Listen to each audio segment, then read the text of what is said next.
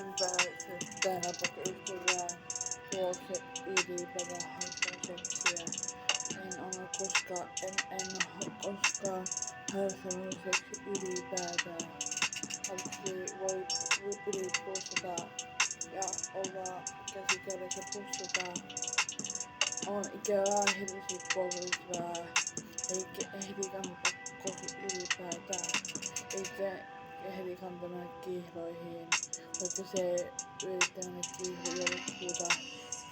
Ei saa tosiaan tai kihloihin ylipäätään puhuta. Minä olen välillä alaikäinen nykyään. Niitä vaikka ystävällä kuuluu, miten se menee poispäin puhuu. Voi vaan. I love you, boyfrends.